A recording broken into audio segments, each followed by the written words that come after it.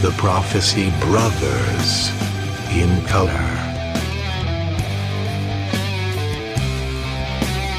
Starring Brother Man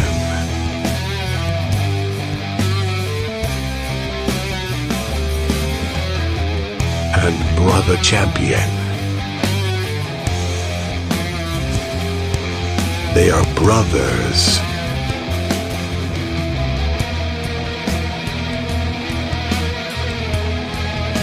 They are unorthodox.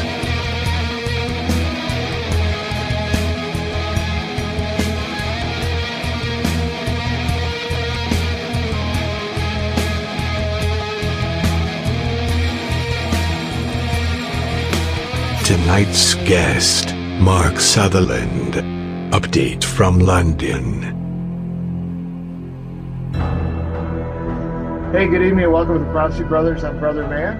And joining us again is Mark Sutherland. He's going to give us an update on the UK. The last time we had talked, it was just as this whole coronavirus thing was unwinding, and we didn't really even touch on that. But now things have totally changed in the last 3 or 4 weeks since we talked, Mark. So welcome back. Good to be back, Brother Man. I'm just going to take my glasses off, then I can see you better. Oh, there you go. Yes, the last time we spoke, I was in Dallas. And I noted the other day, I mean, I've been back 3 weeks, I think next Tuesday. I could have the timing wrong, but I noticed how quickly things change in a couple of weeks, Brother Man. Unbelievable. So what has gone on? All international air flight has come to a stop.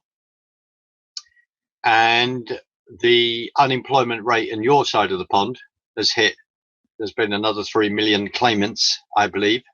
We're suddenly approaching nearly 3 million. And put it in context, we had the lowest unemployment rate in the whole of Europe. And now, Steve, none of us would have envisaged this. You know that we voted out to leave on the 23rd of June, 17,410,752 people with a majority of over 1 million voted out. And you know that we'd had 4 years of fighting our own parliament to get out, where 75% of those MPs didn't want us to leave. And that we had then had an election on the 12th of December, which Boris Johnson won with a clear majority of 80 seats, which is incredible.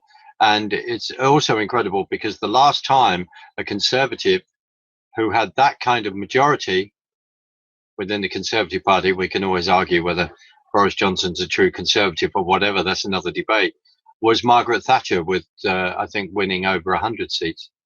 So that's quite some time. She left office in 1990. She came into office in 1979. So we're looking at all these, but the big issue as well is I would have never have thought that it would take a virus, inverted commas, to look as though it's going to break up the European Union. We are on that. The awful figures of death, we can discuss that, how they're being registered, but people are dying in Italy, people are dying in Spain. We are witnessing a situation where many Italians are taking the EU flag, like a miniature EU flag, doing a piece to camera, and then burning it with their lovely little lighters that they have out there, and then singing the Italian national anthem. That has gone viral across Italy, across the world. So that is that. And partly because we've reached a point where we may even potentially see, if you watch, there's a wonderful YouTube channel, the Duran, who report fantastically on this. And they were debating the other day that we could see a Grexit, we could see potentially Greek leave, the fact that the mood in Italy. And what you've got is suddenly this supposed federation of states, which is based on your model. That's why you have the European flag as the Betsy Road. What's Betsy's surname? I've forgotten. Ross, the Betsy Ross flag. That's based on that. So we are then seeing the fact that the Macron and Merkel cannot agree on how to finance Europe. Now, notice this is really interesting, isn't it? Macron and Merkel can't agree, but there's supposed to be the liaison woman who's supposed to be running, the head of the EU, who was the ex-German defense minister, who was completely useless in that job, and I think should be completely useless basically in this present job. They're like sort of figureheads. There's no sort of experience that they've got. But the thing is, the EU is in a huge amount of debt. The amount of GDP that the debts eat up in regard to Italy, the amount of their GDP is unbelievable percentage. So where are we at? There's a debate going on with Macron and Merkel going, well, why can't we create like a Euro bond where we can buy this debt back and all this kind of thing? How are we actually going to bail our countries out? How are we going to bail Italy? How are we going to bail Spain? And then it's all every man for themselves because of this virus that's going on, because of this pandemic. We can discuss all that, the definitions of all that. They are then going back to their national borders. They're actually putting borders up because they suddenly realize that actually maybe to control the virus, they do need to have a border that would help them to protect their country and the people in it. It's interesting that, this has shut down the yellow vest protest. But Macron, as the Duran quite rightly pointed out, they said that Macron seems to be more interested in keeping Schengen going than in regard to free movement of people than actually solving and protecting, France from this pandemic. Now, the other thing is, and as we speak and when this goes out, we need to check this out. A dear friend of mine explained to me today, and I haven't had time to go online and check this, to say that Orbán has got rid of his parliament and sort of there he is now as the dictator. We need to check that out. Yeah, because that is Orbán's reaction to this pandemic and what's happening within his country, but it's also measurably as he's looking around, seeing what's happening to the European Union, Steve. So politically, there could be a benefit with nationalism where the countries are going to want to break free, the people are going to want to break free the European Union. But then on the flip side, this could be for their local leaders an opportunity to get dictatorial power. And then we could then come back full swing then where these dictators could potentially then form a union and there could be a strong man coming to Europe. What my concern is that the people are going to be so broken down, they're going to follow a strong leader. You kind of follow me on that? I do follow your leading on that. Excuse me. I do follow your leading on that very, very much. We had today, up for debate is this third reading of the coronavirus bill that I have posted that today. I need to go through the coronavirus bill, HC 122, which I think it is. This whole thing of the amount of laws, the amount of powers that government they feel they need to get through this pandemic, right? I keep saying it, pandemic, slightly, I'm not being rude, people are dying, but we need to look at what is actually going on there in regards to the way figures are being registered, et cetera, and how this is playing out here, how this is maybe playing out in America, Canada, etc., and Australia, as just an example. But you're right. Today, the Nicola Sturgeon, who's the First Minister of Scotland, actually suggested, Steve, that that what may need to happen is that would have to have a judicial system. We would have to have courts without jury to try people. Now, that's a sort of I've woken up in Kansas moment. That is a case of, hold on a minute. We have hundreds of years of common law. You can argue that we have a constitution.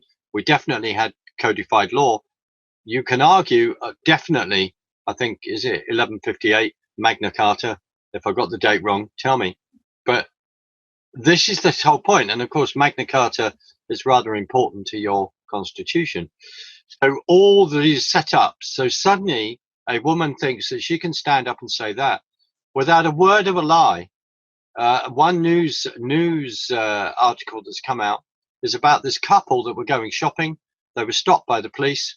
The police went through their shopping.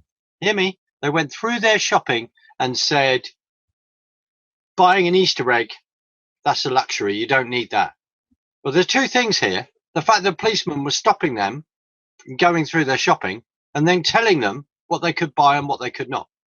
This is ridiculous. We have had over here, put it in context as well, since you and I last spoke when I was in Dallas, is the fact that we've had the toilet paper mass attack on Costco and other supermarkets. The stupidity has gone on there. There is a figure of over £1 billion has been spent on food in this country over the last few weeks in regard to everyone panicking. So we've had that kind of thing going on.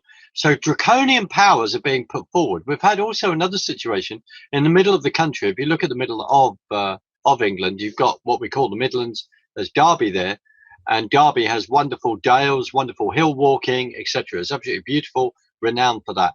So Derbyshire Police sent up a drone to speak to people, find out who was doing, going over the lovely hills there, up and down Dale and all this. There's also reported that there's this blue lagoon there, and they must have used cooking flouring stain and chucked it and made it black, so that people wouldn't go up there and have their photographs taken. This is absolutely off the charts, and here's the important thing. Knowing that your wife is a huge fan of him, which is Nigel Farage, and today Nigel made a very, very important point and said, we are overreacting in the sense that the cure for this virus is turning our country into a police state. This is absolutely, to me, I find this terrifying. At the moment, I can't go out to work. So I can't, as a freelance carpenter, etc., working in film and TV, make my own stuff or work on people's homes. I can't do that at the moment. I can't go out, right? Or they don't want you to. I do go out, but they don't want you to. Now, what we're also finding over here is people are ratting on other people. If you go out and they're suddenly going, oh, well, we'll phone the police up. Why is that person gone out again? Why's my neighbour gone out again? I've heard of this in Canada today from anecdotal evidence from a dear friend, where they're phoning up in her particular area.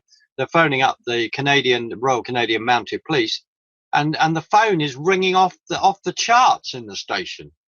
I'd like to report so and so's been out twice, so and so's been out 3 times. This is a complete psyop. We might as well just go, there you go, there's 1984. If you haven't read it lately, just quickly read it, because now you're living in it. Next door, you're living in the brave new world.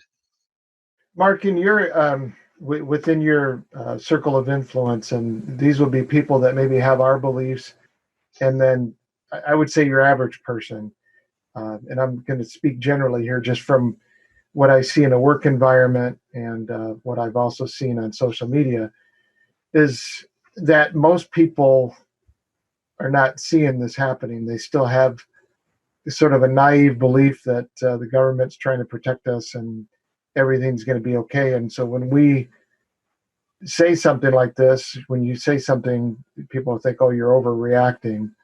And that's how that's how this can go very badly.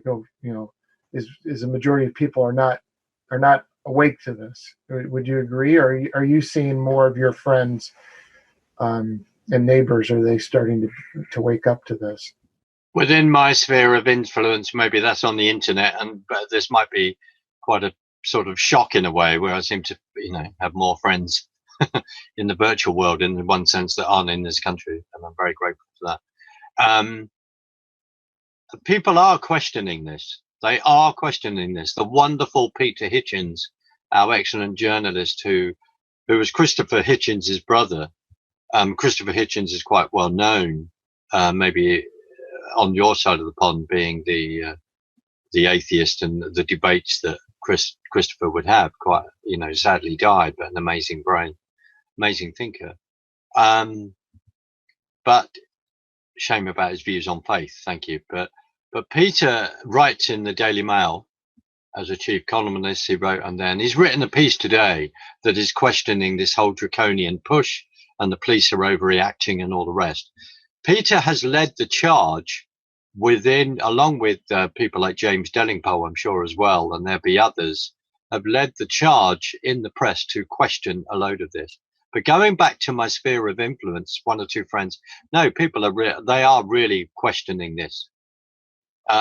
We then mix, but I have to say to you, right, let's just give you an example. So I got a phone call from someone I haven't seen for a long time. I used to attend their church. I left, and they suddenly phoned me up, and I went, "Oh, hi, nice to hear from you." And then I said, "Why are you phoning me up?" And he said, "Well, what's going on, Mark?" So I said, "Why are you phoning me up?"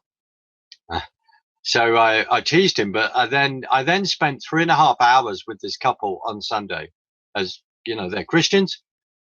So their church minister, the Church of England, all this kind of nonsense, had turned around, and we don't seem to hear much from the Archbishop of Canterbury. We don't seem to be engaging in spiritual warfare there. He's not exactly reading Ephesians 6 every day, or encouraging people to exercise that. Yes, there was a load of sarcasm, but that sums it up. So these two people were saying, well, our vicar said, we've got to obey the government and do whatever the government say and all the rest. And I went, oh, really? I said, should we go to Romans 13? Should we go there now? So I then turned to Romans 13. And hear me, everybody. I'm not a theologian. I'm not a scientist. And I'm not a medical either. None of those things, because we're touching on those issues. So I turned around and said, well, let's open this. And then I found an article that helped me. And where we need to pray for our government. And maybe that's one of the big things that we haven't done enough of over here. Excuse me. That's why we've had so many problems at times.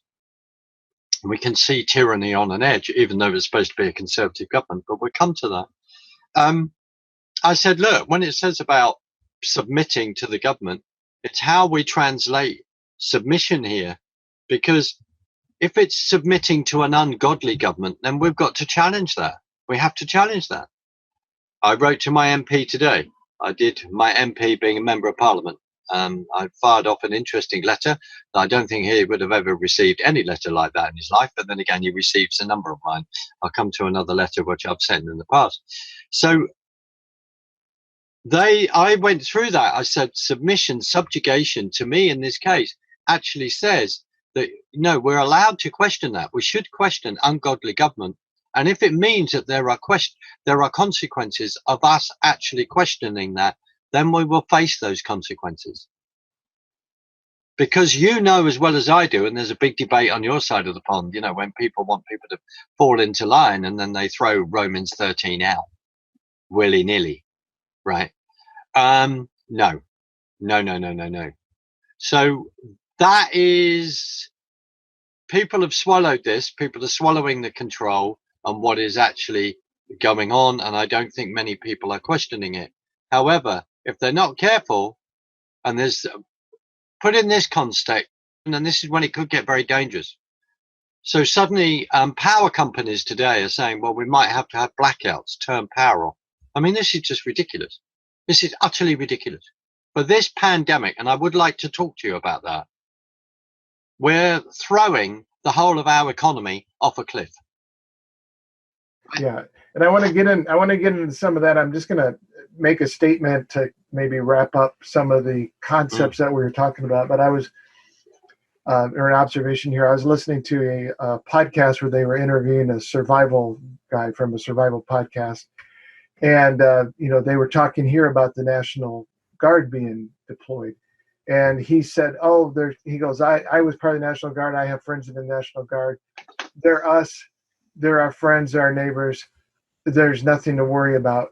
And I kind of thought, well, is he naive or is he just kind of just wishful thinking? Because in every country where there's been a communist or socialist takeover, it's been it's been friends and neighbors. And I think with the economics here, I could just see at some point where it gets so bad, they'll say, well, okay, military person, police person, we'll pay you well and we'll give your family special favors as long as you play ball.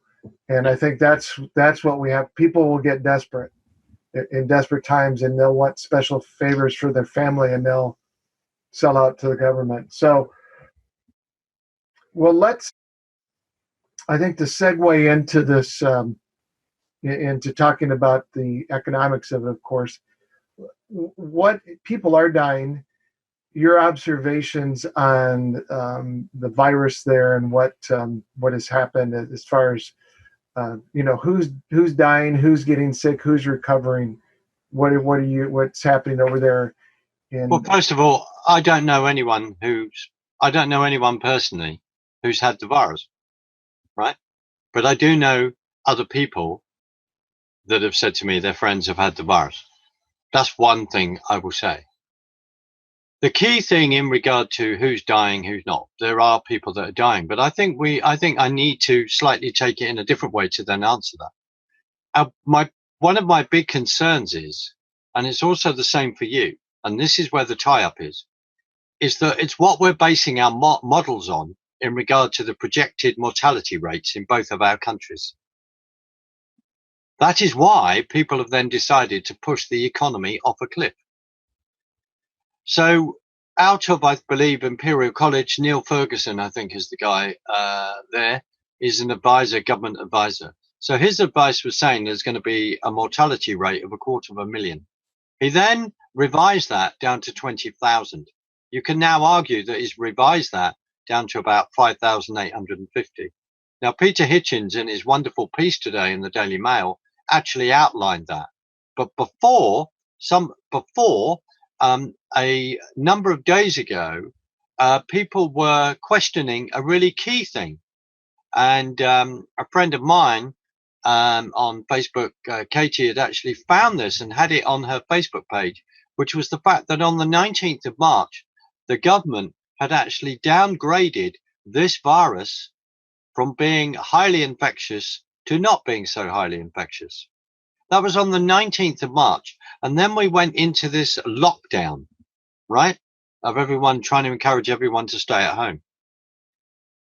So look at the projected figures of 250,000. My maths is not over brilliant, but 250,000 to 5,800, that's quite a huge difference.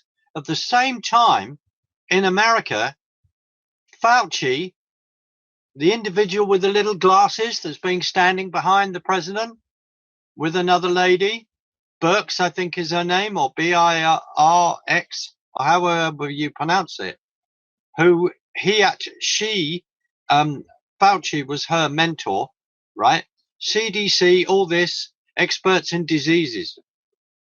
Fauci on the 26th of March in the New England Medical Journal said, basically, I'm downgrading this and saying that it's going to be just like a high flu. So in America, at the moment, you're then chucking your economy off the cliff for a high flu type mortality rate figures, right? A pandemic for you with flu could be up to 80,000 people, as Dr. Drew said a few weeks ago, out of 330 million. So these 5,000 people, are they saying the 5,000 mortality rate, those would be people that would die exclusively from the coronavirus, or if they also had other sicknesses? Because I think very good point. That's what we've been seeing so far. Yeah, very good point. They would actually say, at the moment, our figures are, I think, maybe 1,800 people they're saying have died from the coronavirus, I think. Anecdotally, and also with what's happening in Italy, so let's just talk about Italy quickly, because that then maps out the concern and the plans and what is going on in here and in England. So a couple of days ago, Italy is now at 1,116 mortality rate. So a couple of days ago, it was 8,165. A professor who was advising the Italian government comes out and says, well, I think your projections are wrong. We're actually saying that only 12% have died from the coronavirus. And then what's happening is that if people in Italy who have died, say, from bowel cancer, cancer or another disease, and they then tested positive for coronavirus, it's saying that they died from coronavirus, where in fact they've actually died from cancer. A load of this now, John Rappaport in No More Fake News does incredible work, and his column raises all this. I'm not saying anything that I've looked at. I've been reading other people's stuff. John Rappaport, go there, before No More Fake News. Brilliant. Absolutely superb guy. He was raising this. He was also raising the fact that the test kits, a load of them don't work properly. When you're doing a sample, etc., you've got to do a sample of 1,000 people and work out what the stats are. So I have heard over here anecdotally as well, where someone had died and not died from corona, but another particular disease. And then they're writing, this is coronavirus. Now, on the other hand, there has then been this debate in the Telegraph. Yesterday it came out to say that actually the figures are wrong, and maybe they're going to say the figures are far higher. You have got the same thing going on. Anecdotally, I'm hearing one or two things on your side of the pond as well in that regard. Yeah, I'm going to look something up here locally. I'm sorry, Mark. Keep talking. I am paying attention. No, I'm just going to look up what we're reporting locally here. Because this is really, really important, because in Italy, it's awful what's going on. It's awful what's going on in Spain. But let's just put this. We have a population of about, say, 66, 68 million. 1,500 people a day die in this country, right? There is this whole thing that we need to be looking at, is the figures in regard to death. Is there a massive rise, or are they staying consistent? So what should be going on? That's the whole thing. We have got, it's a problem with our figures on both sides of the pond and what it's been modeled with. Now, I just need to quickly say this. So the World Health Organization comes out and says, the UK, you're not basing your figures on the right figures, it's this. Well, frankly, I don't trust the World Health Organization as far as I can throw it. It's run by a Marxist whose name I will not pronounce because I can't. And he, at the moment, and he used to be a member of the Tigray political party in Ethiopia, which you as a nation in 1990 said that they were a terrorist group. Okay, so you have a Marxist there. People, again, I'll point people to fantastic work by amazing Polly, who's based in Canada. If everyone looked at her videos over the last few videos, she lays all this out. So what are your local figures then? Have you got some local figures there? Yeah, you know what? I'm looking here, and they don't have the county that I'm in, the neighboring county first death. I know we've had in my county, I think a couple deaths now, in another neighboring county a death. Now, the population where I'm at, the county, we're talking a population of the whole county, about 300,000 people. The biggest city in our county is Mayor Pete City, South Bend, which is about 100,000. So we don't have the density, of course, like New York, London, some Italy and things like that. But what I've noticed locally when they have reported is that these people, they've been elderly, they've had other problems. Yes. Now, let me ask you this, Mark, in your opinion, say for my mom, for example, she's had health issues, she's had asthma most of her life. This is something we want to, not have her get, and we want to be careful. And I'm sure everybody viewing, even if we're all young and healthy, no problems, we have family members, neighbors, friends that could be at compromise. So what precautions should we be taking, giving that? Well, I think initially, Boris Johnson was going to go for what was called the herd immunity, which would have been that a big percentage of the population would have caught the disease and then recovered. It would have been fine. But in regard to elderly and all the rest, if it's bronchial issues, it's breathing issues, right? How we get there, there's a certain thing that we could throw in the conversation we need to look at that may sound very controversial. But it is breathing issues. So if people have that kind of problem, then basically we need to help to self-isolate them, take them out. I mean, in many ways, the last thing that maybe some people want to go is to end up in a hospital because of the diseases and everything that are actually there. Want to try and be preventative. So one good thing, take a load of, hear me, I'm not a doctor. But when it says, take a load, vitamin C, we've talked about that. Take vitamin C, take other vitamins that help to build up your immunity system. One of the big things that we're lacking that we desperately need is that if you've got a good sunny day, get out there. You need vitamin D. Get out there into the sunshine. Make sure you're wrapped up. If it's cold, I'm not sure what the temperature is where you are without revealing that right now, but make sure that, you're wrapped up. It's quite cold here. But a few days ago, it's been really, really sunny. So it's those kind of things. And of course, we've got this social distancing, and all this. I mean, I just feel as though I'm not in Kansas anymore. I'm in communist Russia. I mean, it's just completely bonkers. Right. So isolate the people, basically. Isolate the people. Absolutely, self-isolate. Yeah. And then if you are going about your business and you don't feel well, then just go and isolate yourself for a few days. In other words, take the people out that are being ill, but don't everyone do it so the economy doesn't function. Bonkers. It's completely bonkers. Now, in your opinion, we'll go a few more minutes here just because I know we need to keep this short and I need to call the person that we had talked about earlier. In your opinion, the government response, was this planned, or was this just initially overreaction and now they see the benefits of it, so they're just going with it? What we can only speculate, but well, I'll tell you, we can speculate, but what we do know is that in October last year, there was an event called Event 201 in New York, right? Where they're all sitting around having a war game over whether a pandemic, what would happen in the world if there's a pandemic. Go and look it up, everybody. Don't accept what I'm saying. Go and look it up, because suddenly this war game of a pandemic seems to have gone all over the world, right? And I suddenly think, China. Okay, so Wuhan, big, massive 5G city. I'm just deliberately going to say that.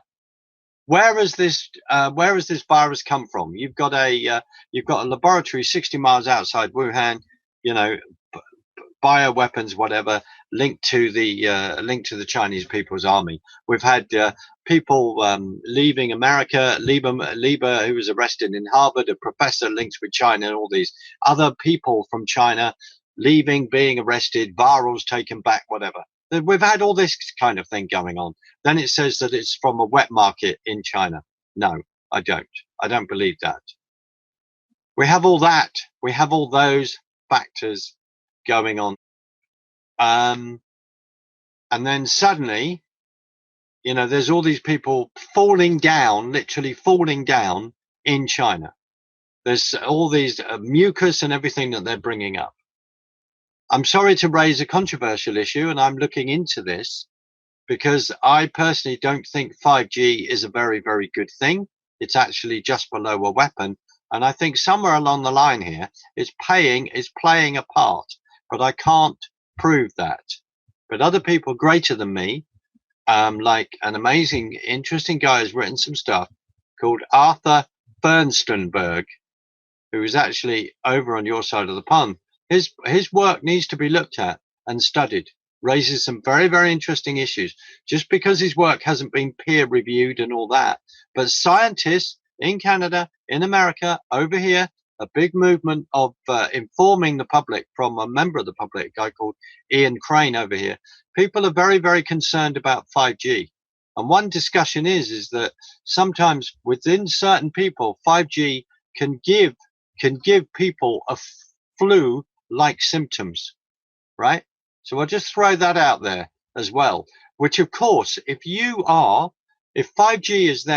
is literally affecting your oxygen cells. If you are someone who's over 70, you may not be around a computer. You may not have a mobile phone. You may not be used to Wi-Fi and all this sort of thing.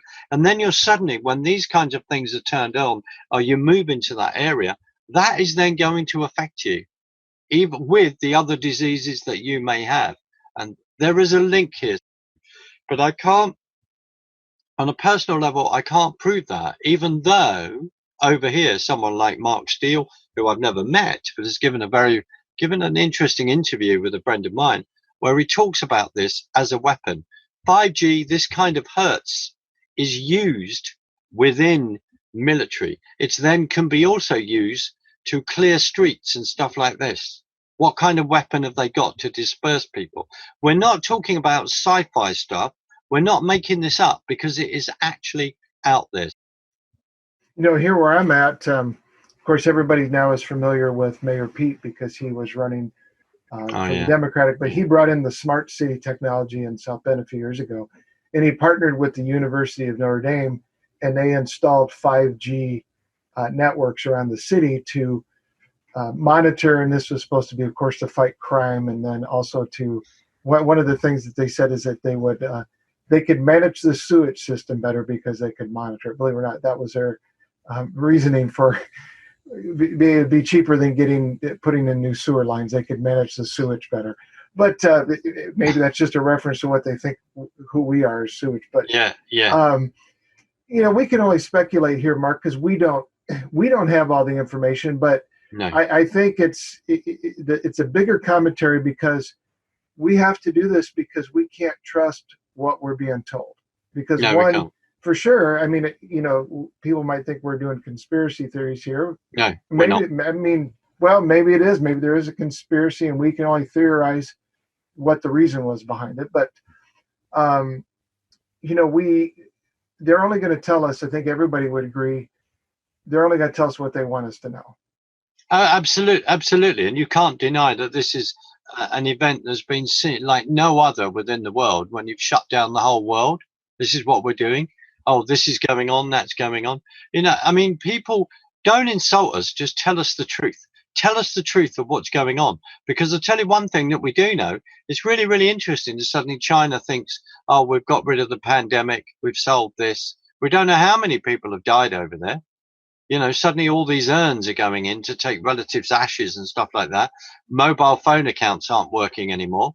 Does that mean these people are dead? Well, what is actually going on? And then, Batai, the Chinese Communist Party, was suddenly back up and running. We've got some very, very serious questions to ask ourselves of why the heck we have put all manufacturing industry, it seems, for a vast majority of the world into one country. That needs to stop. Yeah, and we're not doctors, we're not scientists.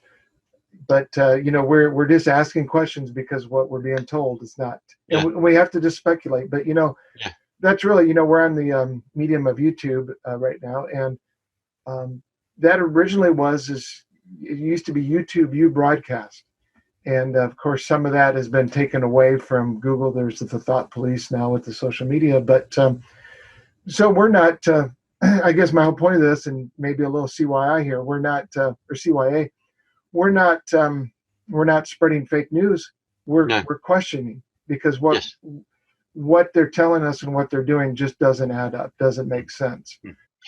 Especially in a world where so many people have been taught not to critically think, but to actually accept something. And I'm afraid that I have never accepted things. I think I've realized that in most of my life.